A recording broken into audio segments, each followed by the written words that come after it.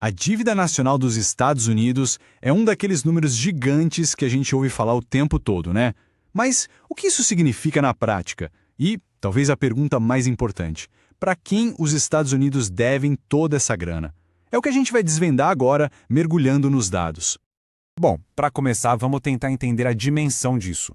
E, olha, é uma escala tão grande que é até difícil de imaginar. É um verdadeiro oceano de dívida. De acordo com as projeções, em janeiro de 2026, a dívida nacional bruta dos Estados Unidos vai bater essa marca aí, 38,46 trilhões de dólares.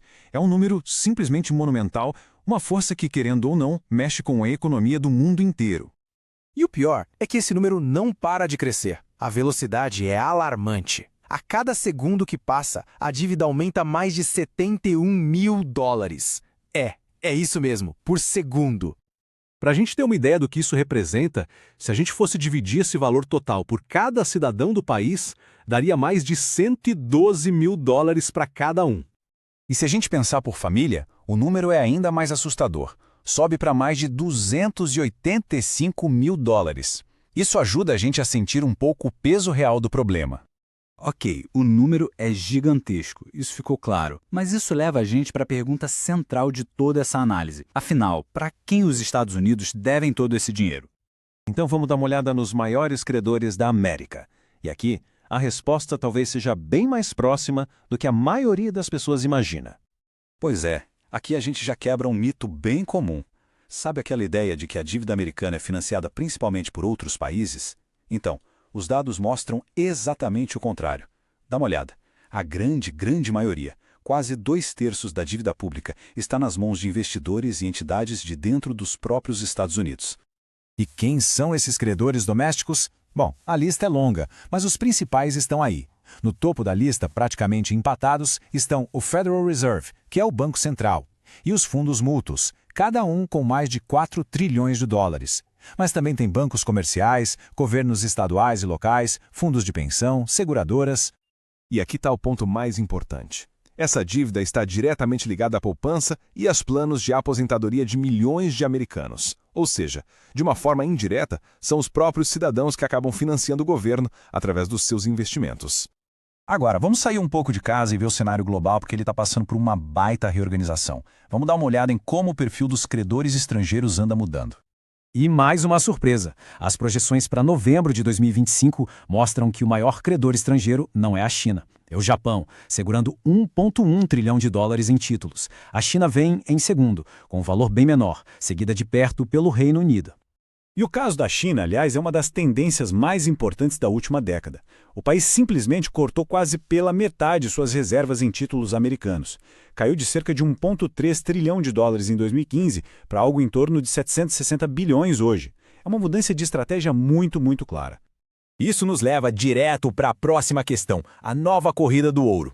Afinal, por que os bancos centrais do mundo todo estão repensando suas reservas e, aparentemente, se afastando dos títulos americanos?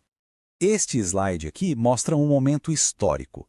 Pela primeira vez desde 1996, o valor do ouro guardado pelos bancos centrais estrangeiros, que está avaliado em 2,1 trilhões de dólares, ultrapassou o valor que eles têm em títulos do Tesouro Americano.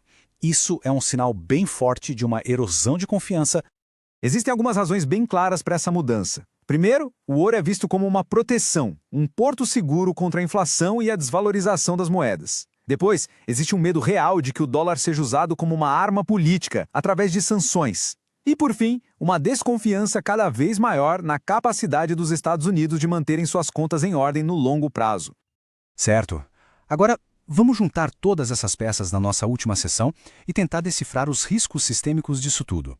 Ou seja, o que acontece quando pegar dinheiro emprestado começa a ficar mais difícil para o governo? Esta análise projeta um cenário de pressão crescente. Imagine só.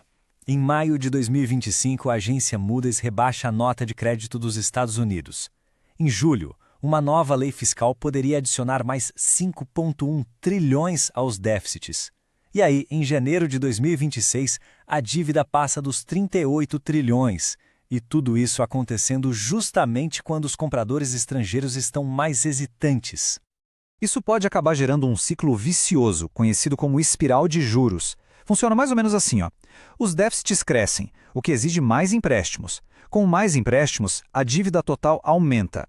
Com a dívida maior, os pagamentos de juros também sobem. E aí, o pagamento de juros se torna uma despesa tão grande que o governo precisa pegar ainda mais dinheiro emprestado só para conseguir pagar os juros. É uma bola de neve. Isso nos leva a uma reflexão final, que uma das análises resumiu de forma brilhante. O maior risco não é um colapso súbito, mas uma decadência lenta para a economia americana. É uma ideia poderosa, né, que resume bem o risco principal. Uma erosão gradual, silenciosa, dos pilares da prosperidade do país, enquanto o resto do mundo assiste e decide para onde vai mandar seu capital.